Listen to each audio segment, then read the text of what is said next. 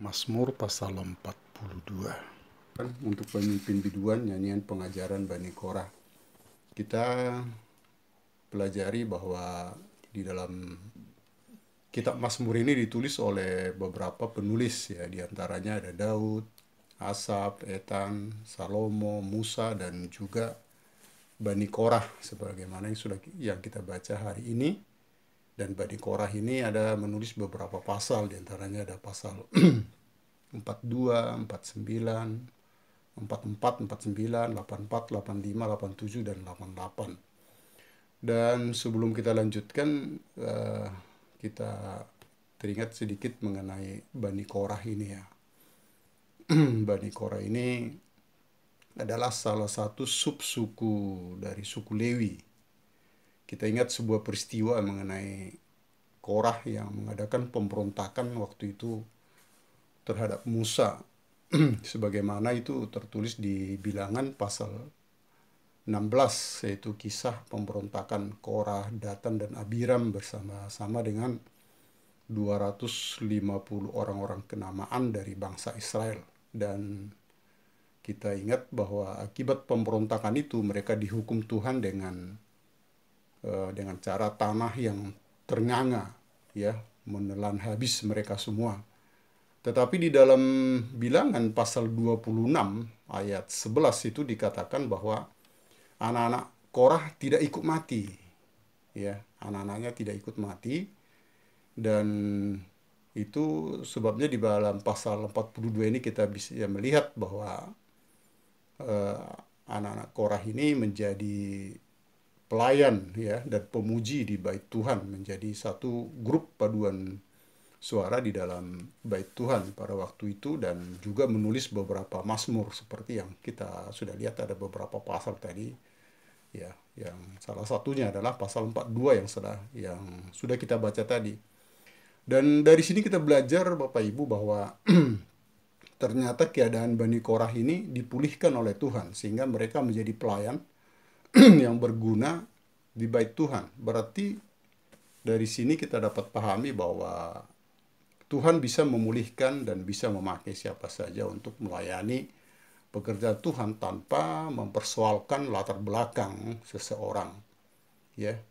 Kalau seseorang itu dipulihkan dan Tuhan mau memakainya, maka siapapun dia, dari latar belakang yang seperti apapun, orang itu dapat melayani.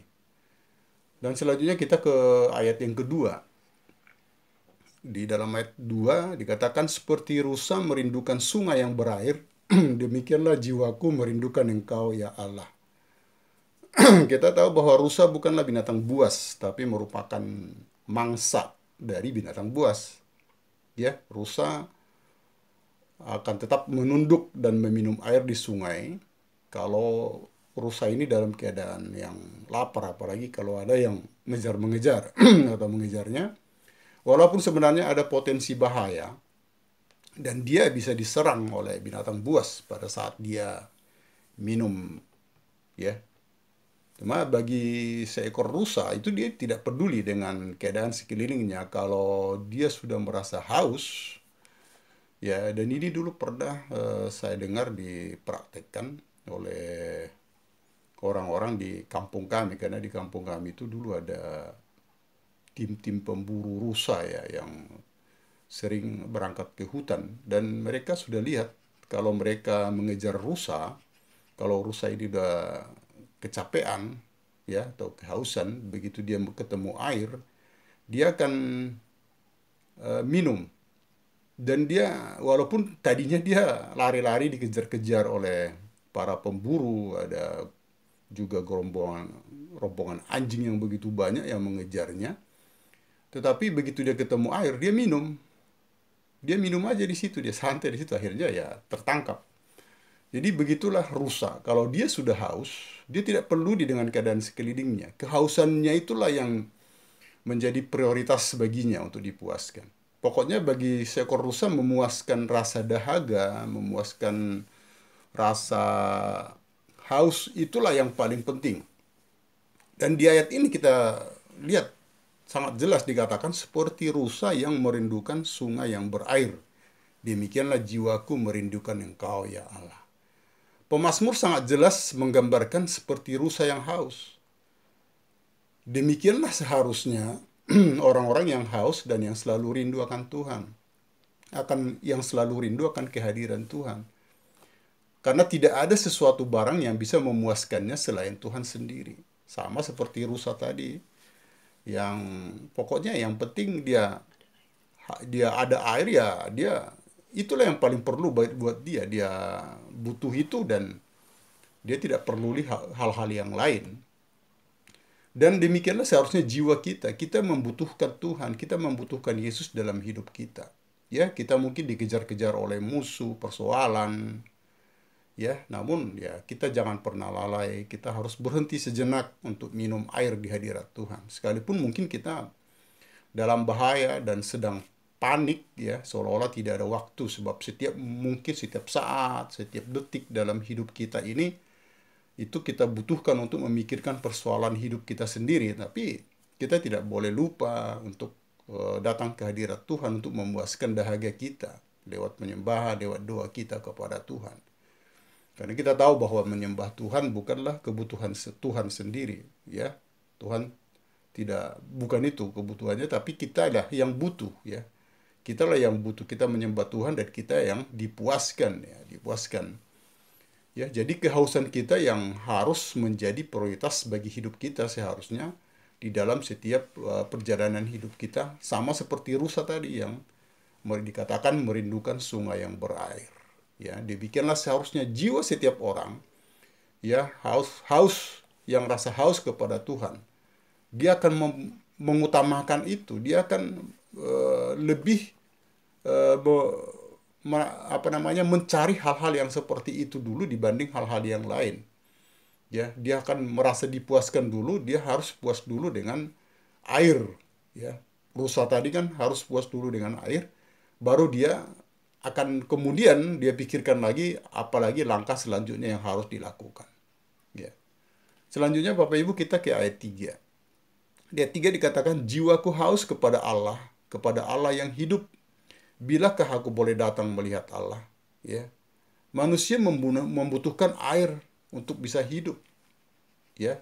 Manusia jasmani membutuhkan air, ya, secara jasmani itu air dibutuhkan oleh tubuh untuk bisa hidup. Sedangkan manusia rohani membutuhkan Tuhan. Normalnya setiap manusia akan merasakan kehausan akan Tuhan. Jiwa yang haus akan Tuhan adalah jiwa yang normal. Dan sebaliknya, apabila orang sudah tidak haus lagi kepada Tuhan, itu berarti sudah ada masalah. Itu adalah jiwa yang bermasalah. Jiwa yang seperti itu adalah jiwa yang sakit, jiwa yang kelamaan bisa menjadi jiwa yang mati. Karena sebenarnya manusia hidup tidak bisa jauh dari Tuhan. Manusia itu diciptakan serupa dan segambar dengan Tuhan, serupa dan segambar dengan Allah. Di luar Tuhan kita tidak bisa berbuat apa-apa. Jadi pengikut Tuhan itu adalah orang yang membutuhkan Tuhan. Itulah pada dasarnya setiap orang membutuhkan Tuhan di dalam hidupnya. Jadi kita mengikut Tuhan adalah karena memang kita membutuhkan Tuhan. Itu dasar kebutuhan kita, kebutuhan pokok dari manusia rohani kita, manusia rohani kita. Karena ada bagian di dalam jiwa kita, ada bagian di dalam hidup kita yang hanya bisa diisi oleh Tuhan. Ya, memang banyak hal di dalam jiwa manusia yang bisa diisi untuk memuaskan jiwanya. Contohnya seperti hiburan, musik, ya, misalnya hobi, ya, hobi lainnya.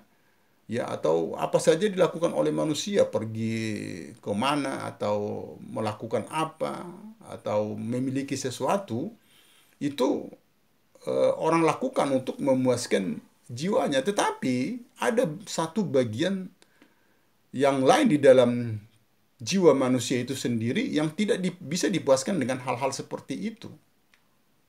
Ya, jadi ada bagian di dalam jiwa manusia itu yang benar-benar hanya bisa dipuaskan dengan kehadiran Tuhan di dalam jiwanya. Itulah sebabnya manusia itu membutuhkan Tuhan. Ya, jadi jiwa yang seperti itulah yang diisi oleh Tuhan. Ya, tidak bisa diisi dengan hal yang lain kecuali oleh kehadiran Tuhan sendiri. Jadi semua manusia pada dasarnya memiliki kehausan yang seperti itu. Dan diisi dengan apapun itu tidak akan bisa puas. Ya, jiwa manusia itu diisi dengan apapun itu untuk bagian yang hanya bisa diisi oleh Tuhan itu tidak bisa diisi oleh apapun selain daripada Tuhan. Puji Tuhan Bapak Ibu, selanjutnya kita ke ayat 6. Di dalam ayat 6 ini sama, yaitu sama bunyinya dengan ayat 12. Ya, dikatakan di dalam ayat 6, "Mengapa engkau tertekan, hai jiwaku, dan gelisah di dalam diriku? Berharaplah kepada Allah, sebab aku akan bersyukur lagi kepadanya, penolongku dan Allahku." Di sini pemazmur bicara tentang jiwa. Dari cara penulisannya kita bisa melihat bahwa Bani Korah, ya penulis pasal 42 atau di Mazmur ini, mengalami banyak kejadian yang membuat jiwanya gundah gulana, ya sebagaimana dikatakan di ayat 5. Jiwanya juga tertekan dan gelisah, itu dikatakan juga di ayat 6, ya. Gundah artinya sedih, lesu, risau, ya. Tetapi pemazmur di sini mengambil tindakan untuk melawan depresi hatinya dengan cara berbicara kepada hatinya sendiri dan meyakinkan jiwanya bahwa dengan berharap dan bersyukur kepada Allah, jiwanya akan kembali tenang, ya. Setiap kita pasti memiliki masalah dalam hidup kita, misalnya masalah ekonomi, sakit penyakit, atau kadang-kadang juga masalah yang membuat kita itu bukan hal-hal yang bisa dilihat dengan misalnya seperti tadi kan masalah ekonomi, masalah sakit penyakit itu kan kelihatan sekali gitu. Tapi ada juga masalah yang dirasakan oleh orang, yaitu sakit hati, ya, yaitu perkataan mungkin atau tekanan-tekanan dari orang-orang yang di sekelilingnya, ya termasuk dari saudara, keluarga dekat, yang kadang-kadang membuat orang tertekan dan gundah gulana, ya. Ada banyak persoalan di dalam hidup manusia yang membuat orang itu menjadi gundah. Dalam Mazmur ini kita baca tadi, dia menekankan kepada jiwanya di dalam ayat 6, berharaplah kepada Allah. Ya, "Mengapa engkau tertekan, hai jiwaku?" Dia berkata kepada jiwanya sendiri untuk berharap kepada Allah. Dan seperti halnya pemazmur, seharusnya kita pun bisa berkata dengan mulut kita, bisa berkata dengan dalam hati kita, memperkatakan hal yang positif untuk membangun diri kita sendiri. Kita katakan kepada jiwa kita, berharaplah kepada Allah. Ada satu ayat firman Tuhan yang menjadi favorit saya, ya. Karena saya pun kadang-kadang juga mengalami hal yang sama. Kadang-kadang ada saat-saat tertentu di mana kita merasa sesuatu yang menekan jiwa kita. Dan ayat ini sering saya perkatakan di dalam diri saya. Ini menjadi ayat favorit saya di dalam Mazmur 116 ayat 7, ya. Jadi satu catatan saya di dalam Alkitab saya ini yang berbunyi, "Kembalilah tenang, hai jiwaku, sebab Tuhan telah berbuat baik kepadamu." Jadi saya tekankan di dalam diri saya bahwa kembalilah tenang, ya, bahwa saya sampaikan di jiwa saya sendiri bahwa Tuhan telah berbuat baik. Sudah banyak kebaikan. Kalau sekarang merasakan hal seperti ini, ya sudahlah. Selama ini kan memang sudah merasakan hal-hal yang baik. Itulah yang saya ingatkan dalam diri saya. Walaupun sebenarnya masalah tidak serta-merta hilang atau terlupakan, namun dengan cara bicara positif kepada jiwa kita, apalagi dengan memperkatakan firman Tuhan, maka itu akan membuat kita lebih baik, lebih tenang, dan lebih mampu menghadapi masalah. Sebenarnya yang paling penting adalah bagaimana kita bisa mampu menghadapi masalah. Karena seperti yang sering kita dengar, kan masalah itu kan ada masa kadaluarsanya, ada masa expire-nya. Jadi sebenarnya masalah itu akan bisa hilang sendiri, ataupun kalau tidak hilang, tetapi kita siap menghadapinya. Yang jadi masalah, yang jadi persoalan adalah apabila kita tidak siap menghadapi masalah itu. Ya, Bapak Ibu, Saudara sekalian, ya dari pasal 42 ini kita belajar bahwa pemazmur di sini sudah mengajarkan kita, sudah mengingatkan kita, Bapak Ibu. Saya ambil beberapa kesimpulan dari apa yang kita baca hari ini, yaitu yang pertama adalah sebagaimana halnya Bani Korah, kita percaya bahwa semua orang bisa melayani, ya, karena Tuhan tidak pernah mempersoalkan latar belakang kita. Itu yang poin pertama tadi. Kemudian yang kedua, kita harus memiliki jiwa yang haus akan Tuhan. seperti rusa yang merindukan sungai yang berair. Karena ada satu bagian di dalam jiwa kita yang hanya bisa diisi dan dipuaskan oleh kehadiran Tuhan. Tidak ada barang apapun yang bisa memuaskan itu. Hanya kehadiran Tuhanlah yang bisa memuaskan itu. Yang ketiga, saat persoalan datang, ingatlah selalu dan tekankan kepada jiwa kita, katakan kepada jiwa kita, perkatakan hal-hal yang positif, terutama perkatakan firman Tuhan di dalam kepada jiwa kita untuk mengingatkan jiwa kita bahwa Tuhan telah berbuat baik kepada kita. Maka di sana kita akan bisa merasakan ketenangan dan kita akan siap menghadapi persoalan-persoalan yang seperti apapun. Karena persoalan tidak akan serta-merta bisa hilang memang, tetapi dengan kita siap menghadapinya, kita mampu menghadapinya, akan tidak terasa persoalan itu akan selesai dengan sendirinya. Puji Tuhan Bapak Ibu Saudara sekalian, ini saja firman Tuhan yang bisa saya sampaikan pagi hari ini. Biarlah kiranya firman Tuhan ini tertanam dalam hati kita. Asal 42 yang telah kita baca saat ini, yang telah ditulis oleh Bani Korah di sini, mengingatkan kita dan meneguhkan kita untuk tetap kita haus akan Tuhan, haus kehadiran Tuhan, dan juga kita perkatakan kepada diri kita supaya kita siap menghadapi segala persoalan di dalam diri kita. Puji Tuhan, ini saya sampaikan dan selanjutnya saya serahkan kepada Ibu Nani Setia. Tuhan Yesus memberkati.